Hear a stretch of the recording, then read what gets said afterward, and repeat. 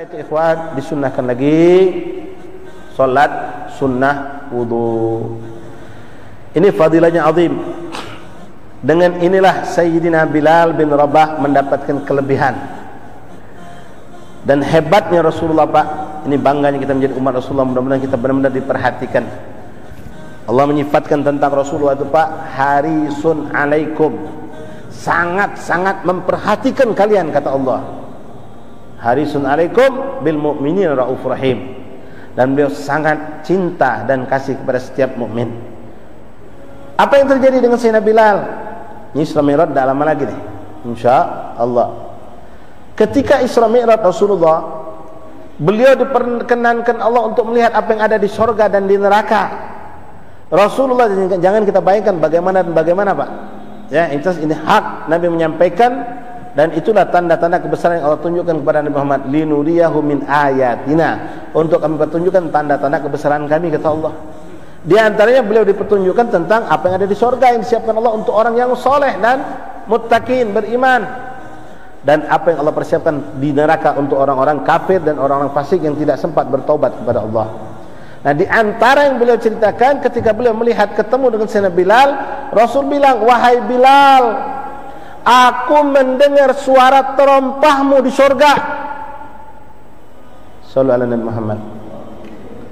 Nabi enggak bilang aku mendengar suaramu, bukan, Pak. Ini hebat nih, Nabi punya perhatian dengan sahabat sampai terompah Bilal beliau keciren. Beliau tahu terompah si fulan, beliau tahu terompah si fulan, beliau tahu. Kita kadang-kadang mengenali suara orang aja bingung. Sahabat Nabi bukan 5, Pak, ribuan. Tapi subhanallah, Rasulullah paham, oh ini suara terompah Bilal, bukan suara Bilal, bukan. Kalau suara mungkin kita lebih gampang membedakan, oh itu suara Pak Amin, oh itu suara Pak Muhammad, oh itu suara si fulan. Yang ngebang siapa tuh? Oh yang adzan fulan bin fulan, suaranya jelas. Ini suara terompah, sampai Nabi keciren. Nabi tahu, subhanallah.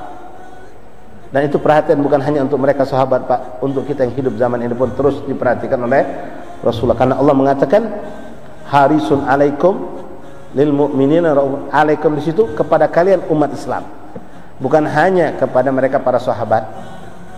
Nah, ditanya oleh Rasulullah, wahai Bilal, aku mendengar suara terompahmu di surga. Ini menunjukkan kalau terompahnya di surga, pasti orangnya juga ada di surga nantinya, masuk surga pasti. Apa yang kau lakukan wahai Bilal sampai kau punya kelebihan yang seperti itu?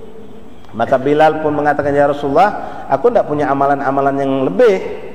Apa yang dilakukan oleh kebanyakan sahabat, aku pun melakukan.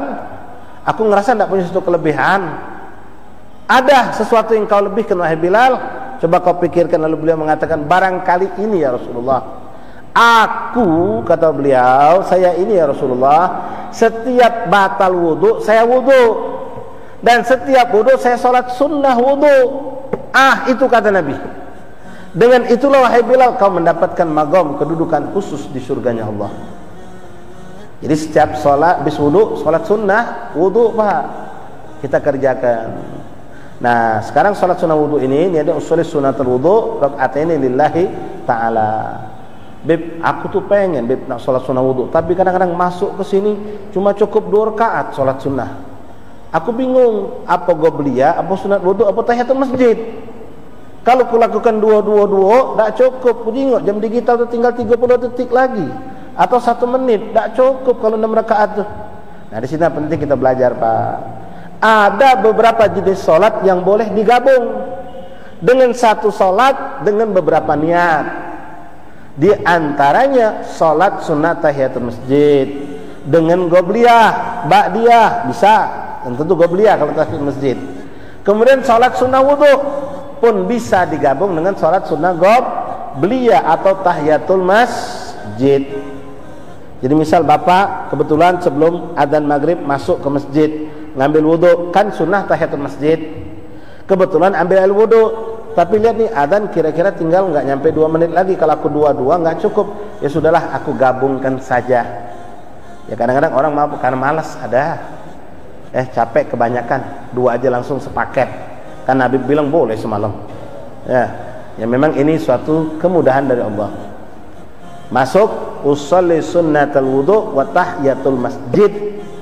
Kalau 2 sholat. Kalau kebetulan kita lihat, wah ini udah masuk maghrib, kebetulan selesai wudhu, adzan, nunggu selesai adzan dulu baru sholat sunnah, Pak. Ya, jangan kita terobos, orang sedang adzan kita sholat sunnah, jangan. Selesaikan adzan baru kita sholat sunnah. Kalau memang kita diberi waktu untuk sholat sunnah.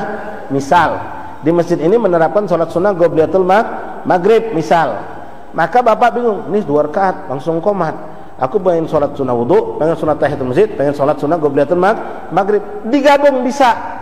3 sholat ini bisa digabung. Sholli rakaatin qobliyatul maghrib, wa sunnat tahiyatul masjid, wa sunnatul wudhu, rakaatain lillahi ta'ala.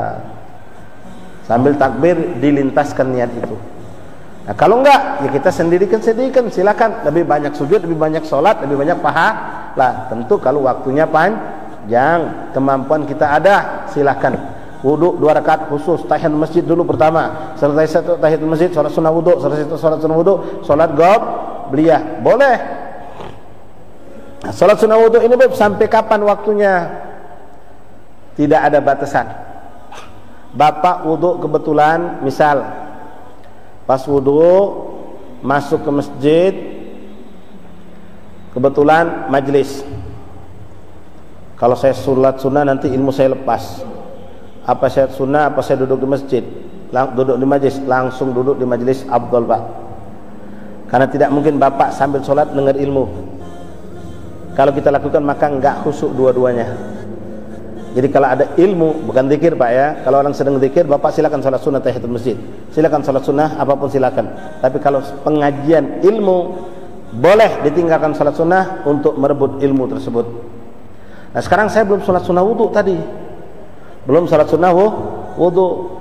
Selesai majelis, misal majelisnya katakanlah habis isya, setelah sholat isya, majelisnya panjang 1 jam, wudhu udah kering.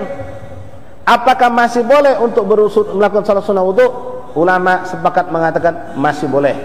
Walaupun ada sebagian kecil ulama yang mengatakan kalau sudah kering tubuh kita dari air wudhu, lepas waktu untuk sholat sunnah wudhu. Tapi pendapat yang lebih kuat mengatakan sampai seterusnya tetap dibolehkan sholat sunnah wudhu tersebut. Baik, insyaallah nanti pada waktunya kita akan bersentuhan dengan sholat sunnah. Kita akan bahas kembali dengan lebih jelas, lebih detail insyaallah. Masalah